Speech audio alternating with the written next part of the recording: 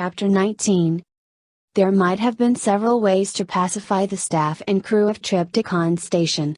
Megatron might have announced his presence, but they already knew he was there. He might have made an example of a few of them, but the problem with that was you never knew when the example might turn into a name for a resistance to rally by. Or he might have simply left things as they were, under Starscream's control, and pushed on with the war the way it was going. He could not bring himself to do this, though. Not when the potential rewards of Dark Energon were right there for the taking, and when Starscream needed to be taught a lesson.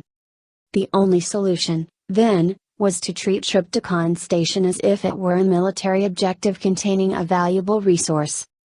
The Decepticon Gladiator Corps raged through the corridor and laboratories of Trypticon Station, under strict orders to preserve the station's structural integrity as well as to keep intact all of its laboratories and sealed storage areas.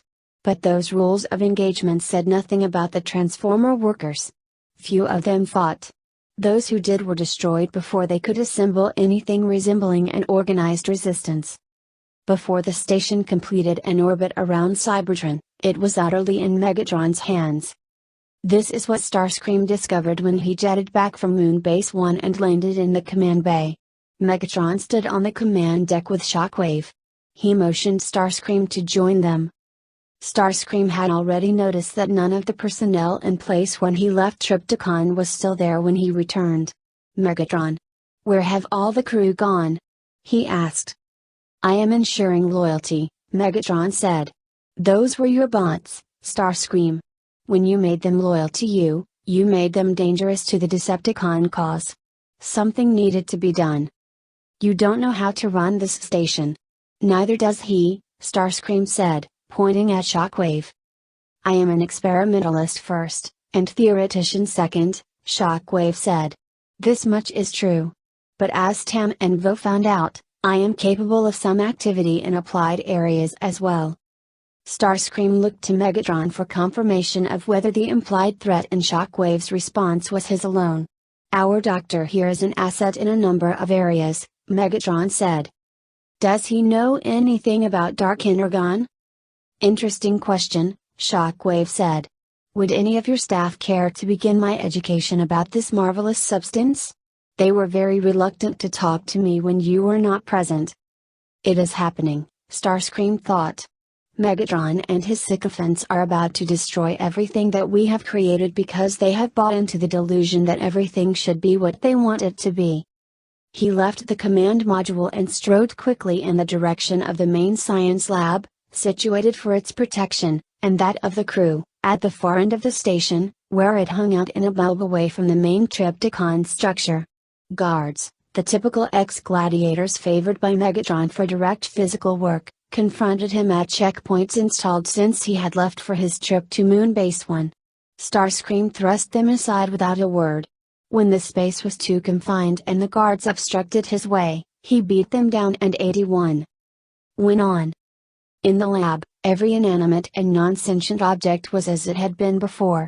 None of Starscream's staff was present, neither the original Trypticon scientific crew nor the attaché Starscream had installed from the officer corps of the Cybertronian Air Command. The new crew had the look of imports from Polyhex and Novochronum. These were the Decepticon science and engineering elite, who had changed sides rather than face destruction along with their pre-war society.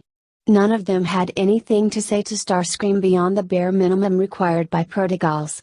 "Where is my staff?" he asked a tech operating a centrifuge. "I didn't do it," the tech said. Starscream reached out and crushed the centrifuge with one hand. "Make me ask again," he said. The tech still would not look him in the face, but he pointed to a sealed door labeled "Clean Room." "See how smooth things are when you answer questions?" Starscream said. He went to the door and touched the stud on its control matrix to open the viewing panel. Inside, lining the walls, were the remnants of the scientific and engineering crew that had served aboard Trypticon Station since before the war. Some of them looked wounded. All of them looked terrified. They were restrained and their vocoders brutally tom out, dropped haphazardly among the clean room tables and equipment. Too soon, Starscream thought. It's too soon to put the plan into effect. Yet if Megatron is already doing this, going to such lengths, how much longer would it be before the entire Decepticon movement destroyed itself in an annihilation of ego and mad, grasping ambition? Well, Megatron sat at his shoulder. Starscream waited. When Megatron did not go on, he said, "Well, what?" "Well, this is what happens when your superiors find that they cannot trust you, Starscream. They remove your responsibilities." Megatron opened the door. "Come inside." Accompanied by Shockwave, they entered the clean room. "Regrettable, the amount of violence necessary to quell resistance on this station," Shockwave said. "Who would have expected scientists to fight?" Megatron added. Starscream saw through it. They were taunting him. There had been no resistance, and he knew it, and they knew he knew it. But he could not prove it. They were deliberately lying to him and rubbing the fact of the lie in his face. "I accept this," he thought. "Because I have to at this moment, but I will not forget it." "Now, Shockwave," Megatron said. "What you see around you is a great machine, an orbiting drone, yet perhaps there is potential for a bit of spark within." "And where am I supposed to get spark? The well produces sparks no longer." Megatron turned, drawing Shockwave with him. "Do not each of these have a spark?" he asked, taking in the shackled prisoners with a sweep of his arm. "I would think there's more than enough material here for a scientist of your skill and aptitude."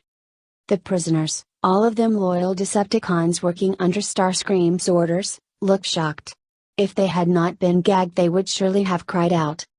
Starscream himself, standing at Megatron's shoulder, could not bring himself to look. Shockwave, however, could. A light of diabolical interest shone in his face as he looked over these new materials his master had provided for his work. Strong, well-tested soldiers, in a variety of alt forms. "Yes," he said. "Yes." "Starscream, pick 2 of them," Megatron ordered. "Why?" "Unless you would rather test the Dark Energon on yourself?" Megatron prompted. Starscream hesitated. Megatron watched. He thought briefly that this last provocation might have pushed Starscream too far, which would have been regrettable. He did not want to destroy the Seeker. All he wanted was control. Starscream pointed 2 fingers. "Bring them," Megatron said. "And come with me." The Dark Energon facility had been retrofitted from a laboratory once used to create new isotopes of radioactive elements. It protruded from the main Trypticon hull, balancing the cleanroom laboratory on the other side. Starscream had let Hotlink and his staff oversee the conversion, so when he entered the facility with Megatron, Shockwave, and the 2 experimental subjects, it was the first time for all of them, unless one of the 2 crew members had been there before. Starscream did not know either of them. The scientist in charge of the Dark Energon facility was, of course, Shockwave, but since he knew nothing about Dark Energon and was not an utter fool, he had delegated much of the hands-on running of the facility to one of Starscream's scientific officers, Autoclave. "You have been chosen for a great honor," Megatron said to the 2 selectees, whose names he did not know and had no interest in learning. "Not only are you going to be spared the creative ministrations of Shockwave's mutation engineering, you are going to enter the history of Cybertron as the first of the Decepticons to experience Dark Energon." Immediately the 2 subjects began to struggle against their bonds and make as much noise as was possible given the gags that muffled their mouths. Megatron's guards dragged them to hanging restraints set next to one wall and fastened them there. "What we'll do is give them just a little taste at first, and record all vital signs as well as whatever responses they have to offer. Science, now, remember," he lectured the subjects, who thrashed against their new restraints. "You are in the vanguard of research that will win the war." His tone light and his demeanor practically chipper, Shockwave went to a magnetically sealed case and withdrew a small rack of ingots, each of which glowed a rich violet. The ingots on the rack were of 2 sizes, one approximately what an average allotment of energon would be and the other perhaps 1/10 as much. The rack held 6 of each. "Refining this from its original state must have been quite an endeavor," he said to Autoclave. "We succeeded," Autoclave answered, making no effort to be polite or to acknowledge the shifted balance of power on Trypticon and within the Decepticon hierarchy. Starscream watched as Shockwave registered the insult and then decided not to respond to it at the moment. "Of that we shall soon be certain," he said, and then approached the two subjects. A guard opened the energon input housing of each as Shockwave approached. With deft, practiced motions, Shockwave deposited one of the small ingots into the intake slot of each bot's feeder. The effect was instantaneous. Starscream would never forget it. Both subjects spasmed as if an EMP wavefront had just passed through the lab, but then, instead of crumbling limply as they would have done in the aftermath of an EMP attack, they flexed their limbs and snapped the restraints out of the laboratory wall. Megatron's guards tackled them and tried to hold them down, but they were inflamed with the power of Dark Energon and they flung the guards aside with ease. Automatic defenses in the lab deployed, firing gyro inhibitors and mag flash canisters into the testing area. Starscream flinched away from the nauseating effects of both discharges, which leveled not only the darkened test subjects but Megatron's guards and the two closest scientists, Autoclave and Shockwave. The test subjects lay on the floor scrabbling, trying to get their balance back. The other 5 bots in the area of effect were completely limp. "You see, Starscream? They have Dark Energon. They're stronger, their will is greater, their resistances are tougher." Megatron had observed the entire process from across the testing floor, but now he lost his patience. He strode forward and seized a large ingot of Dark Energon from the rack, not bothering with the tongs. It burned coldly in his palm. He slotted open one of his intake ports and clipped the ingot into place. It was as if he had been raised to the power of infinity. Every molecule in his body sang a high, angry, joyous song, joyous at the strength it felt and the violence it could do, and angry because it could not do that violence at that exact nanoclick. Megatron had never known weakness of body. He had survived because in body and will he was stronger than his opponents in the ring, and thus far stronger than his opponents on the battlefield. But Dark Energon made him feel as if he had been a struggling, eyeless weakling for all of his existence until the exact moment when he had first partaken of its forbidden gift. He could stand down an army of Optimus Primes, a planet of defensors, yet he felt not the lust for murder but the desire to be victorious, to be feared, to reign supreme over all who might cross his path. Dark Energon made one conscious of the greatness of destiny, and of the glories that awaited the fulfillment of destiny. And of war. His hands clenched and unclenched. He wanted to fight, he wished his enemies would materialize before him so he could kill them, and then that they could be repaired so he could kill them again. "Ah," said Megatron. "Yes. Optimus, you're in for a surprise, brother. You're last." And already he wanted more. He looked at the two initial experimental subjects, who were starting to get to their feet. On their faces he saw the same dawning hunger that he was feeling. "Yes," he said. "It's not enough, is it?" Starscream, observing the way the Dark Energon infusion had altered Megatron's behavior, and that of the two subjects, shifted closer to the science team leader and started trying to help him to his feet. "Autoclave. How much more Dark Energon is there?" he asked softly. Autoclave's voice was staticky and difficult to understand, but Starscream got the sense of it. "Not much," Autoclave said. "Enough to outfit a few strike teams." "I can hear you both," Megatron said. He turned his back on the darkened subjects and added, "Can more be made?" Leaning on Starscream, Autoclave went to a bank of computers and spawned a display of the fundamental particle structure of Energon. Next to it he put up a diagram of Dark Energon's constituent particles. "See?" he said. His voice sounded clearer, he was shaking off the effects of the lab defense machines. He'd been farthest away from the point of focus, Shockwave was only now beginning to stir, and the two gladiator bots were moving their hands and feet but nothing else. "See what?" Starscream asked. Neither Starscream nor Megatron were scientists. They did not see. "What it looks like to me," Autoclave said, "is that just about any amount of Dark Energon can convert any amount of Energon. Can darken it, I mean. So if you want more Dark Energon, All you need to do is find energon.